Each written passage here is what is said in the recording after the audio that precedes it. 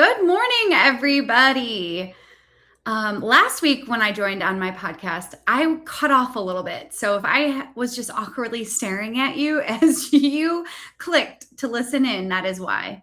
So I'm just going to take a moment here to make sure everything is connected and working before I start talking about what I want to chat about with you today. So, mic's on, volume's good.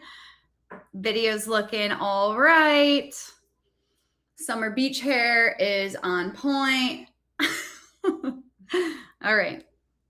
I think we're good. I think we're live. I think we are rolling. So thank you for tuning in this morning. Happy Wednesday, everybody. Real talk. We just survived Maycember. I cannot believe it's June. And if you're a parent, you know May is basically December, except hotter and somehow busier. And now we're deep in summer mode, right? Schedules are a mess. Camp drop-offs are keeping everyone on their toes, and routines have gone completely out the window. Every year around this time, I brace myself because, attendance often drops in the gym. People get scattered and life wins. But I'm going to be honest with you. So far this summer, it feels a little different. Something is happening in our community that I genuinely did not expect, and it fired me up enough to make this video about it. I am watching groups of friends dragging each other to the gym, and maybe it's not as easy as it was because there's so much that we're juggling right now as parents. But I also have coaching clients that I'm working with, and I see them in our group texts, checking in on each other, calling each other out when someone doesn't show up or goes quiet. No one is letting anyone fall off. And that right there, that thing that's harder to coach than any workout is exactly what the research says will help you live longer. So today we're going deep on something I'm genuinely passionate about. We're talking about longevity. And not the biohacking cold plunge red light therapy version that costs $1,000 a month. I mean the stuff that actually moves the needle. The habits that the research and honestly the oldest, healthiest people on the planet have been doing forever. And here's what I think is the most underrated part of this whole conversation. You cannot do it alone. We're going to walk through what I believe are the top 7 habits for a longer, healthier life. And I'm going to weave in what some of the latest science is saying. Reference some of the best thinkers in this space. People like Dr. Peter Attia, the work coming out of the Blue Zones research, if you've been following any of that. And I'm going to talk about what we see every single day here at Oxfit and with our coaching clients. Because honestly, the science lines up perfectly with what good coaching looks like in practice. So let's get into it. Before we get to the 7 habits, I do want to frame this in the right way because I think a lot of people have the wrong goal in mind. Most of us, when we think about living longer, we think about the number, the age. Like, I want to live to 90. But here's the question I always ask our clients. What do you actually want to be doing at 90? What do you want to be doing at 70, at 80? Dr. Peter Attia, if you haven't read his book, Outlive, stop the video, go get it right now. But he talks about this concept called centenarian Olympics. The idea is that you should be training today for the physical tasks that you want to be able to do in your final decade of life. Like, do you want to be able to pick up your grandkids? You want to still be able to go hike a trail with them, right? You want to be able to get up off the floor without help. So that's what we're training for. And Dr. Attia draws a distinction between lifespan, how long you live, and health span, how many of those years you spend in good health, with full function, doing the things that matter to you. And the research is really clear. The gap between those two things is largely determined by your lifestyle choices, not your genetics. In fact, a landmark study showed that your genetic makeup accounts for only about 20 to 25% of how you live. And the rest? Well, it's the habits that you build, the people around you, And this is the part nobody talks about enough. Whether you have the support system to actually maintain those habits under the pressure of real life. And here's something fascinating that came out of some new research just recently in 2026, validating the blue zones. The strongest signals for longevity still point to everyday factors: movement built into daily life, food shaped by tradition rather than trends, and deep social ties that persist into old age. Not supplements, not just devices and technology, right? All the latest fitness apps, but habits, relationships, community. That's the foundation that everything else is built on. That's where community and accountability come in. And that's really the whole point of today's conversation. So, 7 habits. Let's go. Habit number 1, and I'm leading with this one on purpose, is about building your community. Now, I know what some of you are thinking, like, I came here for fitness tips, not just a TED talk about friendship. But hear me out, because this one might be the most powerful lever you have for your actual health. And here's what Dan Buettner found when he and his team at National Geographic spent years studying the places in the world with the highest concentration of people living past 100, the regions that we know of as the blue zones. So, Okinawa in Japan, Sardinia in Italy, Nicoya in Costa Rica, and Icaria in Greece. And then lastly, Loma Linda in California. These are the blue zones. And what did all of these places have in common? Yes, they moved their bodies every day. They ate real food, but every single one of them was deeply embedded in a social community. People knew their neighbors. They belonged to faith communities. In Okinawa, there's a concept called moai, basically a lifelong social support group.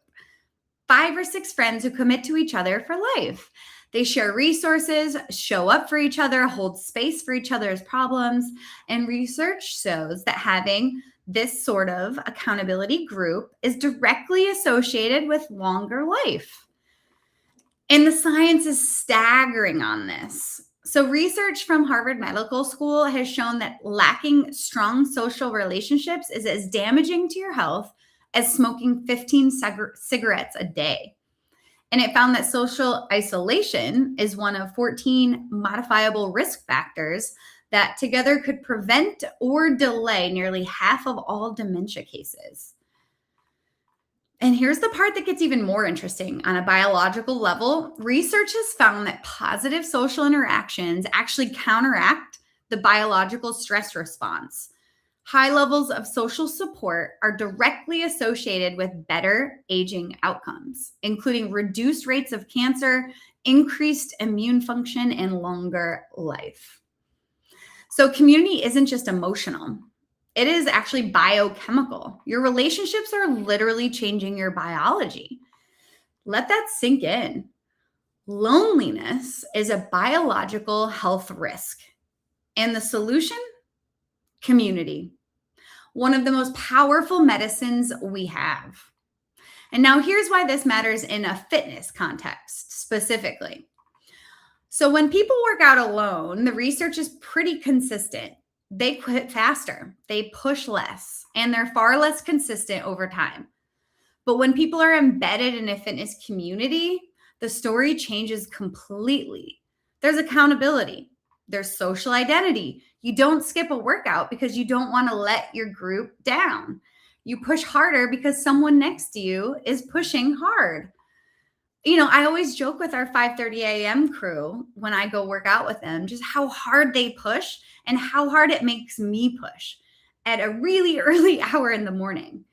You know, I no doubt work harder than I would if I was just getting up and working out on my own in a garage at that time.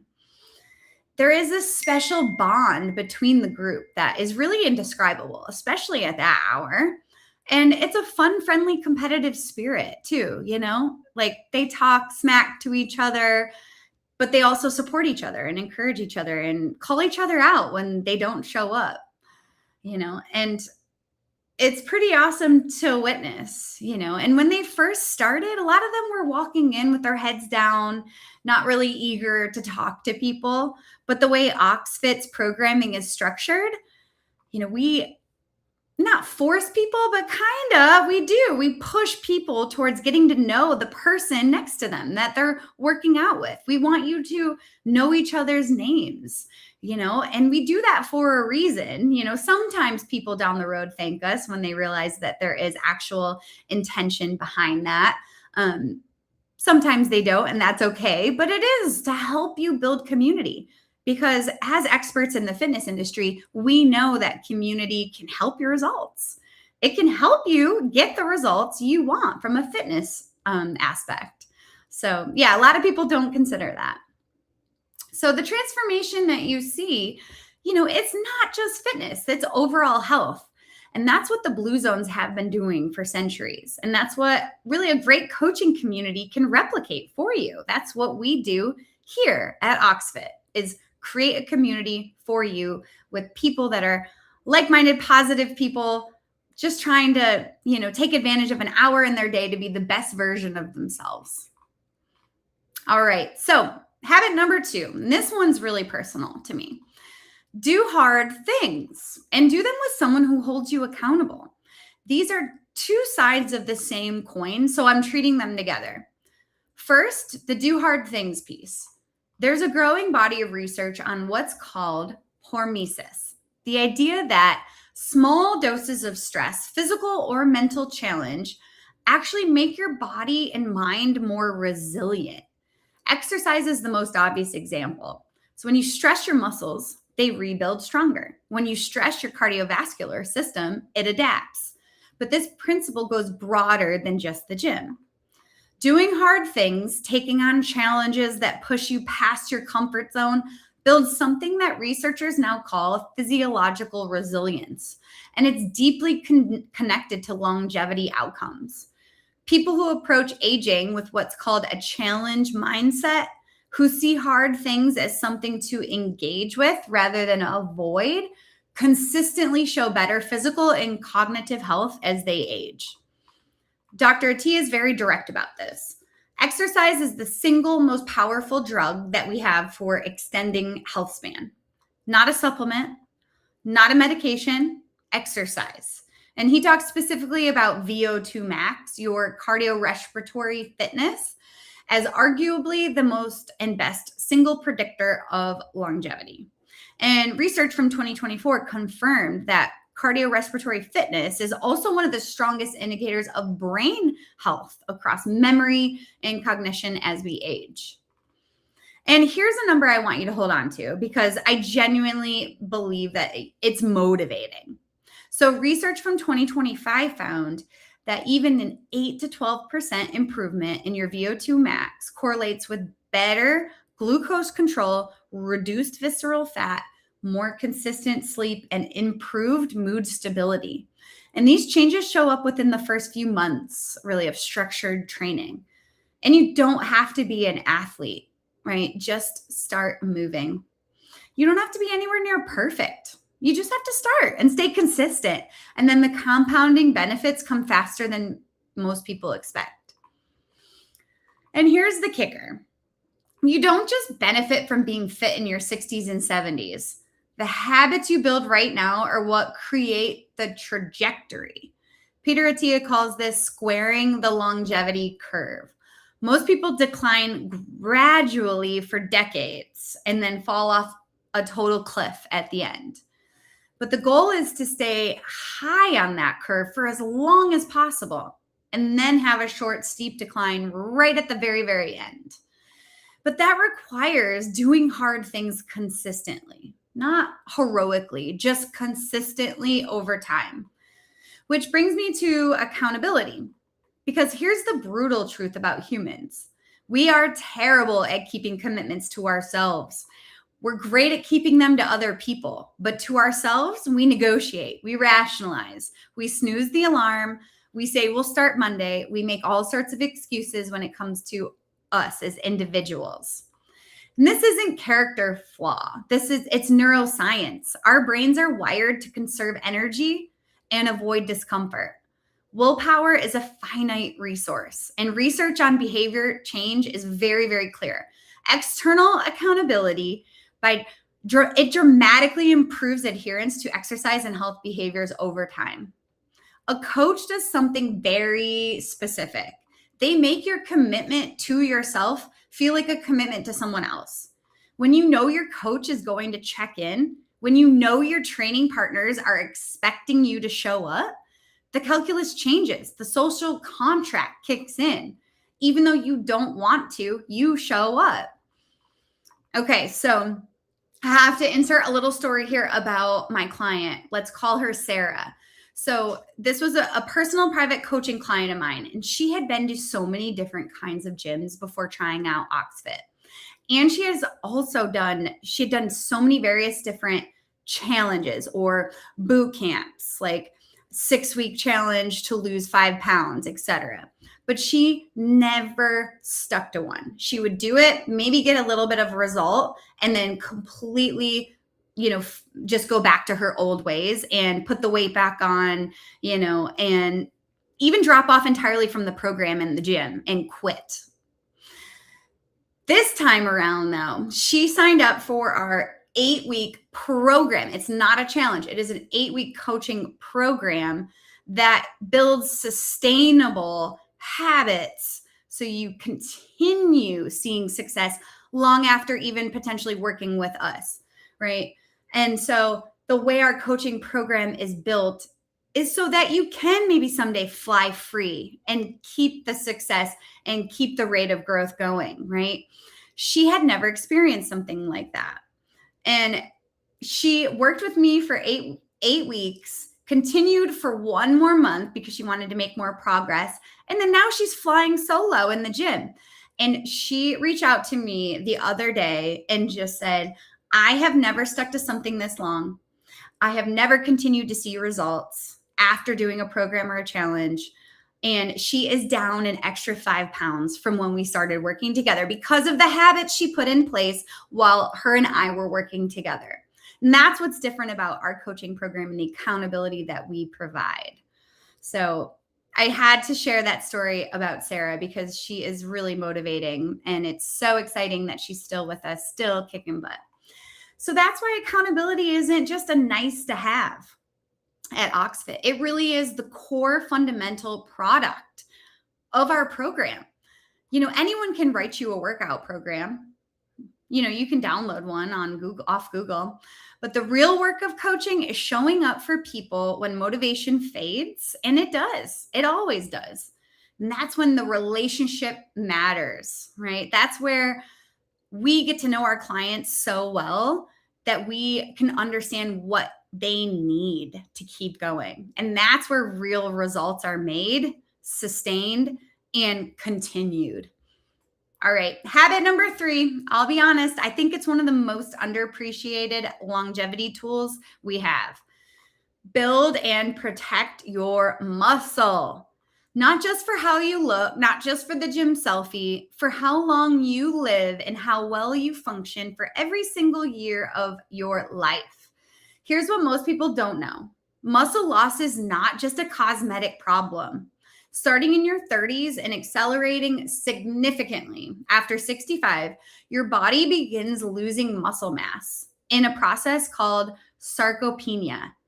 And sarcopenia is a major driver of frailty, falls, which lead to hospitalization, and then a loss of independence in older adults. So think about what the research actually says here. A 2025 study found that older muscles fail to activate the same growth and repair signals after exercise that younger muscles do, which is why gains slow down as we age. But here's the critical nuance. That doesn't mean you stop training. It means you can't afford to stop training.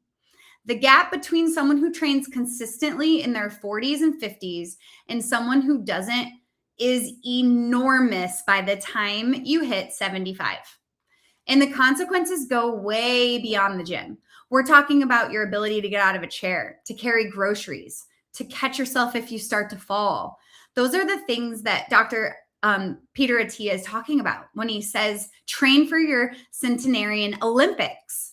The squat pattern isn't about looking good in shorts anymore, right?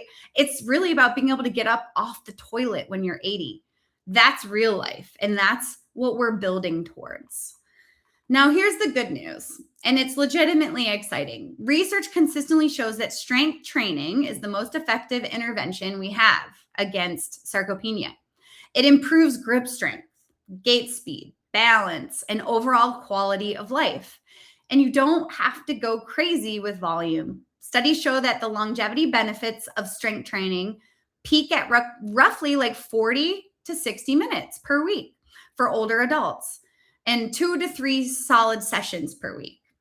The sweet spot's actually really accessible, and all of our classes are right there between 45 to 60 minutes, especially that Oxfit Legends class for athletes ages 55 and over. It's 45 minutes, the perfect amount of time twice a week. And so this connects directly to the nutrition conversation too. Protein isn't just a macronutrient, it's the building material for the muscle that will determine your functional independence later in life.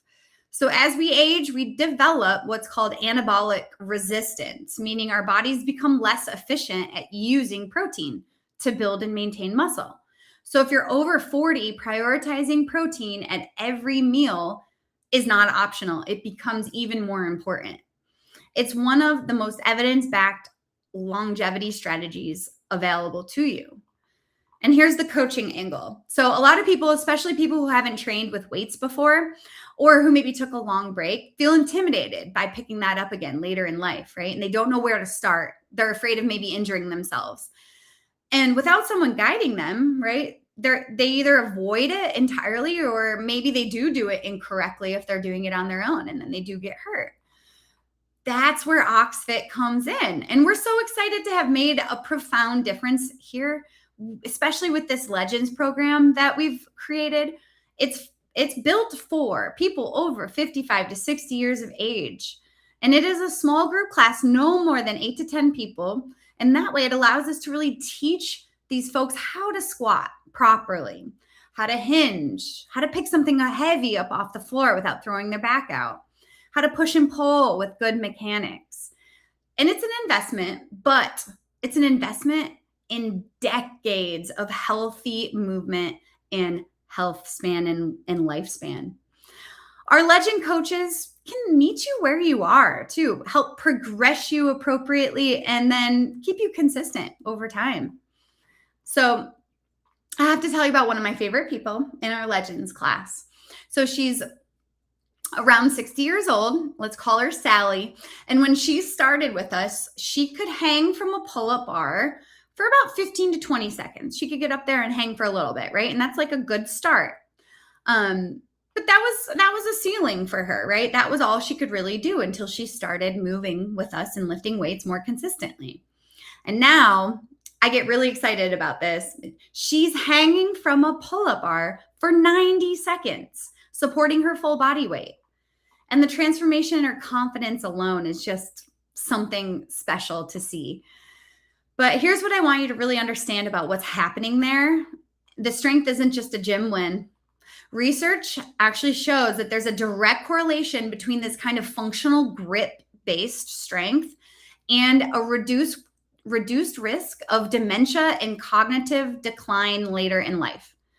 And for women specifically, the bone loading demand of holding and supporting body weight is one of the most effective natural defenses against osteoporosis.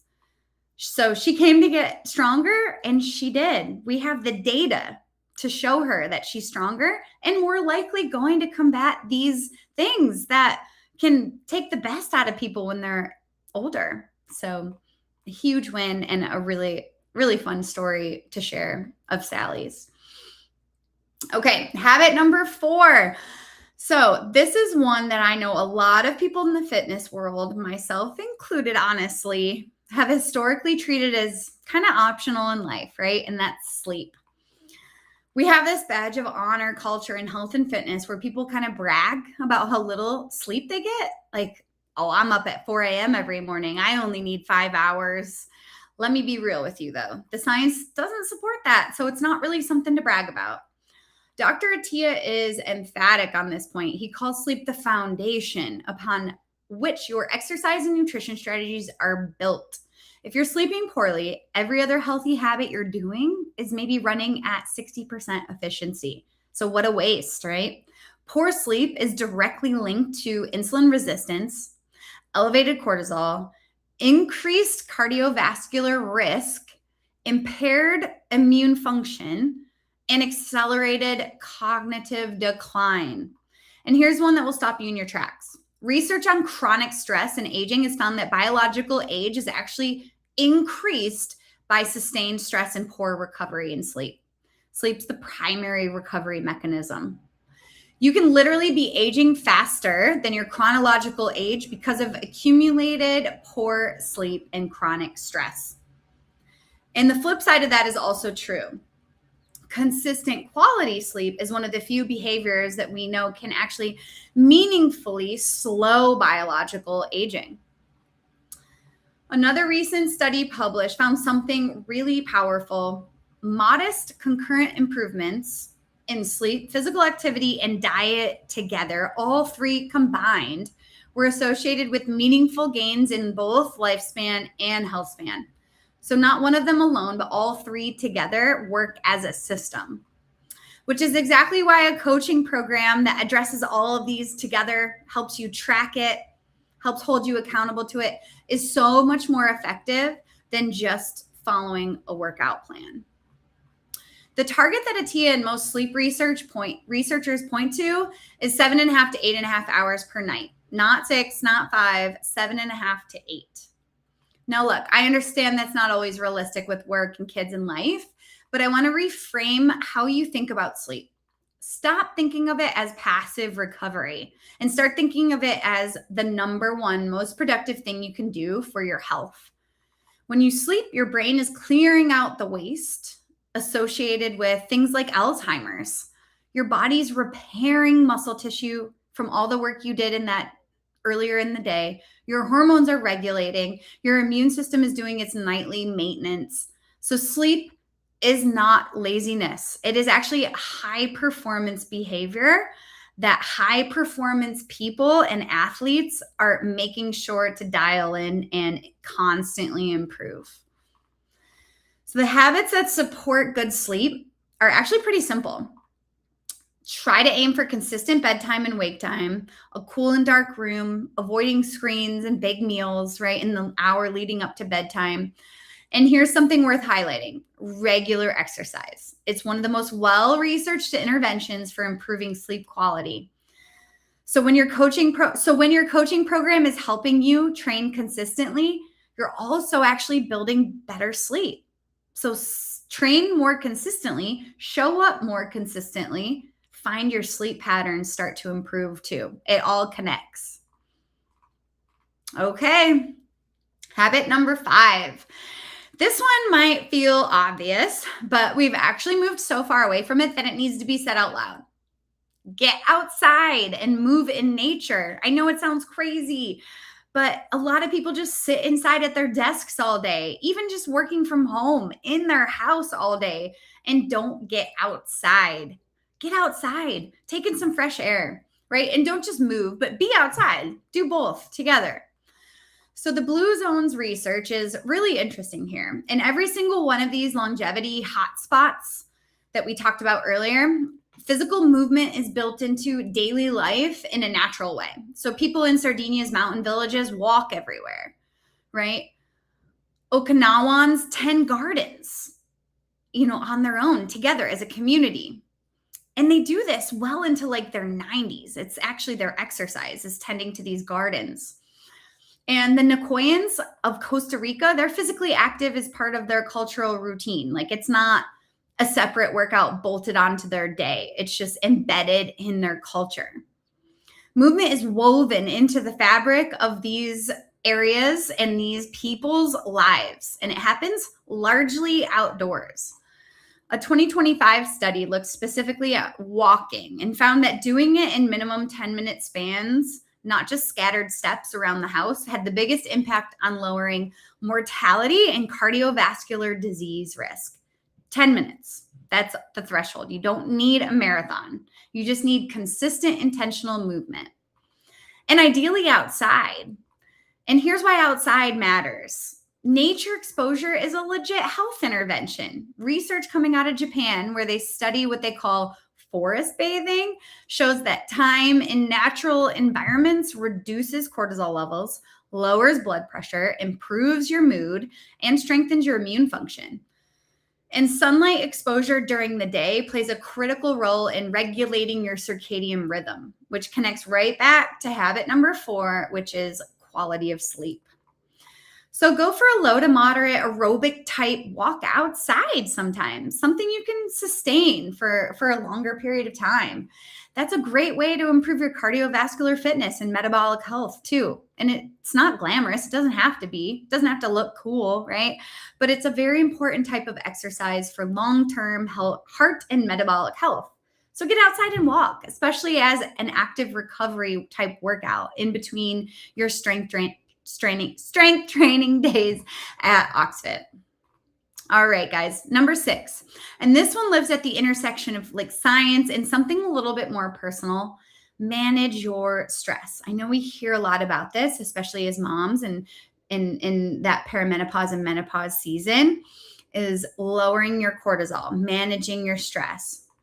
And I'm going to add to that. Find your why behind all of these things that you're trying to work on and improve. So let me start with the stress piece, because I think a lot of people know chronic stress is bad for them. The knowledge and education is out there, but they don't understand like how bad or exactly what it's doing inside their body. So here's the mechanism. When you're under chronic stress, your body keeps pumping out a hormone called cortisol. In the short term, cortisol is useful. It sharpens your focus. It gives you energy to deal with like a threat. But whenever it switches off, or whenever it doesn't switch off and it's just constantly high and you're in a low grade stress state for like weeks, months, maybe years for some people, it can actually become really destructive.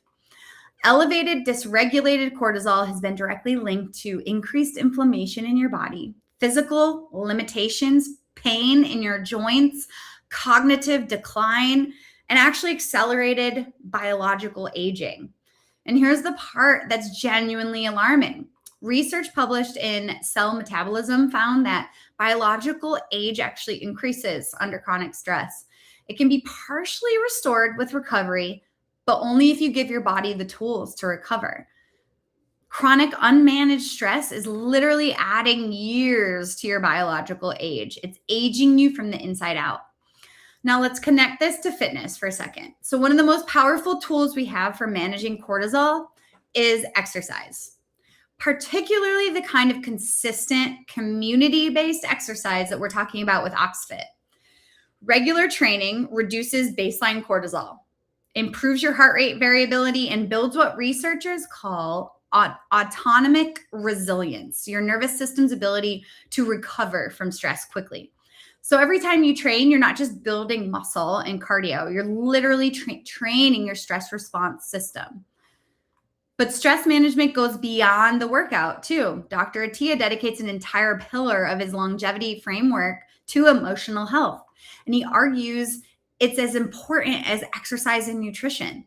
Things like quality relationships, meaningful work, mindfulness practices, time in nature, and having a sense of purpose aren't just soft extras. They're actually really core health variables. Which brings me to the second part of this habit, which is finding your why. So in the blue zones, every single population has a word or a concept for this. And in Okinawa, it's called akaije, which translates roughly to a reason for being. It's the thing that gets you out of bed in the morning. The intersection of what you love, what you're good at, what the world needs, and what gives your life meaning. So a 2025 scoping review of 86 studies on this found that having a clear sense of purpose is positively associated with increased motivation, higher life satisfaction, decreased depression, and crucially, behaviors that promote longevity. People with a really strong why and understanding of their purpose in life are more likely to exercise, more likely to eat well, maintain social connections, and seek medical care when needed. Purpose doesn't just feel good, it drives every other healthy behavior. And there's a direct mortality signal too. Multiple longitudinal studies show an inverse relationship between understanding your purpose and all cause mortality. People who have a clear sense of why they are here live longer, full stop. So, what does this have to do with coaching? Actually, everything. One of the most underrated things a great coach does is help you connect your day-to-day habits back to something that matters to you, back to your goal. It's not just do this workout. It's why does this workout matter to you? What are you working towards? Is it because your, dad died early? Is it because you want to be a great grandparent that is around for their grandkids later in life, able to babysit them and able to maybe run a 5K with your son when you're 50 years old, right? Like, why are you training? What are you training for? What version of yourself are you trying to become? And when you have that kind of anchor, when your fitness is connected to something deep, something purposeful, your family, your identity, it becomes almost impossible to quit then. Because quitting isn't just skipping a workout, it's walking away from who you're trying to be. Maybe it's to be a hero for your kids, to be a good example for them so that they establish healthy habits that lead them to being the best version of themselves someday. So if you stop, if you quit, if you go backwards, then you're quitting on your kids as well. And that is hard to walk away from. All right, habit number 7. This is to eat with intention. I want to be careful here though, because nutrition is one of those areas where people kind of get tribal, right? Like keto versus carnivore versus plant-based versus Whole30 versus paleo versus Mediterranean, right? There's all these different things out there. And I just don't want to wade into that kind of war. But what the research consistently supports across all of the longest living populations in the world is really a set of principles for how to eat clean, whole, unprocessed foods. And that's what we coach in our coaching program at Oxfit. It's not just a one size fits all kind of fad trend diet. We build something around staying on the outside of the grocery store, shopping the perimeter, making it work for you and your body. Maybe you have some, something you're dealing with, like maybe you have PCOS, right? Or Crohn's disease or elevated blood pressure, or you're on some types of medication that require you to eat certain foods that might not be allowed in some of these, types of diets. So really, nutrition can be pretty simple, and they break it down very simply in this blue zone research. So the blue zones populations that we were talking about earlier, the ones that can live to 100, they eat predominantly whole foods, things that they grow. They eat plants, they eat animals, and they eat until they're about 80% full. So the Okinawans have a phrase for this, hara hachibu. They eat socially at a table with other people, and they don't snack constantly throughout the day. They see their meals as an opportunity to be with community, and they eat what they grow together in the gardens as a community. And ultra-processed food is essentially completely absent from their diets, right? They don't grow it, they don't eat it. The modern research reframes this through the lens of inflammation. Ultra-processed foods drive systemic inflammation, and chronic low-grade inflammation is now understood to be one of the central mechanisms of actually accelerated aging. The foods that protect you against inflammation look a lot like the Blue Zone's plate. Colorful veggies, whole grains, healthy fats, high-quality protein, and minimal added sugar. It's not a trend. It's actually what the longest lived humans on Earth have always eaten. And on the clinical side, Dr. Attia emphasizes a few things worth highlighting. So first, protein, of course. We talked about it already. As we age and develop, what's called anabolic resistance, which we covered in the muscle habit, hitting adequate protein intake becomes increasingly critical. He recommends about 1 gram per pound of ideal body weight for most active adults over 40. And for most women in perimenopause and above, I actually recommend more than 1 gram per ideal body weight. Not because protein is magic, but because muscle tissue is your longevity insurance policy, and you can't build or maintain it without the raw materials. Secondly, metabolic health. Managing your blood sugar, insulin sensitivity, and body composition are central to avoiding what Attia calls the 4 horsemen of chronic disease: heart disease, cancer, neurodegenerative disease, and type 2 diabetes. The nutrition strategy that consistently supports this is whole foods, adequate protein, controlled processed sugar, and appropriate caloric intake. None of this is revolutionary, but doing it consistently day after day, year after year, that's where most people struggle. And here's the coaching angle on nutrition, and it's important. Most people know what they should eat. The problem isn't information, it's behavior change. It's stress eating, it's convenience. It's what happens at 9 p.m. when you're tired and there's nothing prepped. That's where the accountability and the coaching make a massive difference. When you know you're supposed to log your food and your coach is going to review it with you tomorrow, you think twice about diving into that bag of whatever it may be. For me, it would be like a bag of chocolate. When you have a coach checking in on you, how you're fueling, not in a shaming way, right? But in a let's figure it out together, like what's getting in the way of your goals way. It changes your relationship with your habits.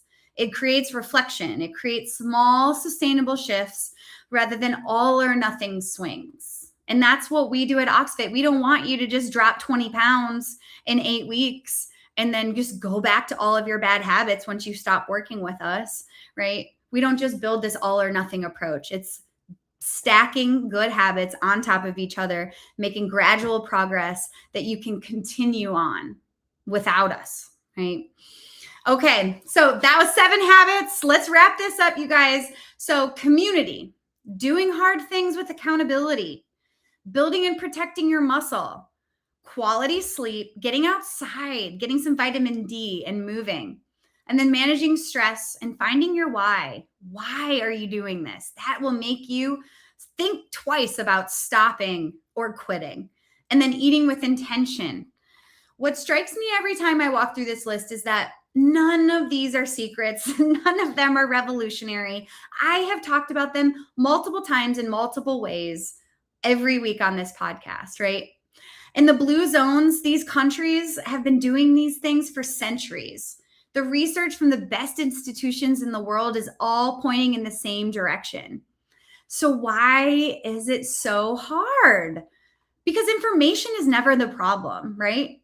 Implementation is the problem, and implementation is a people problem. It requires support. It requires someone who believes in you when you don't believe in yourself. It requires a community of people that expect you to show up, that will call you out when you don't. It requires a structure that connects what you do on a Tuesday morning to the version of yourself that you want to be at 80. And when you know your purpose and your why, whether it is to be the hero for your kid, to be a great grandparent someday, to not get sick and die early, right? That is so important to drive you to act and implement consistently. And that's what we try to build at Oxfit every single day. We're not just a gym. We're not just a workout.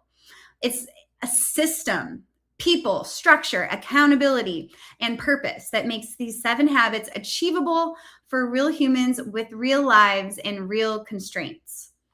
Our coaching clients are not elite athletes. Most of them are really busy individuals, working professionals, moms and dads with crazy toddlers at home. They are parents with demanding jobs and just very little time in their day. They're people who have tried on their own and fallen off, and they know they need the accountability structure. There are people maybe who don't know where to start because they're just so busy throughout the day. And what we see over and over is that when you put someone in the right community with the right support, the habits stick, the results come. And more importantly, the quality of life improves, not just the number on the scale, but the energy, the confidence, the sense of purpose that comes from knowing you are showing up for yourself every single day, which essentially is showing up for your kids, your husband, is showing up for the grandparent that you want to be, the 90-year-old that you want to be someday. That's what longevity looks like in practice. It's not a supplement stack. It's not a biohack. It's showing up together consistently and having people around you who make that possible. So if this resonated with you, if you recognized yourself in any of this, whether it's the accountability piece or maybe the friendship and community piece, maybe it is the piece where you need to start building some muscle, or you just need a better system, I'd love to talk to you about how I can help. So drop a comment below and tell me which of these habits is your biggest opportunity right now. And if you're local and you're curious about what coaching at Oxfit actually looks like, then hit the link that I have in the description below and book a call. We offer a free intro. No pressure, just a conversation about where you're at and where you want to go. And if you know someone else who needs to hear this too, a friend who's been grinding alone, a friend who needs a community, a friend or a family member who's been putting their health last, then share this video with them. Because the research is clear. The people around us determine our health outcomes. Be the person who starts that conversation that saves a life, that helps a friend. All right, guys, I will see you next week. Keep showing up. Thanks so much for listening.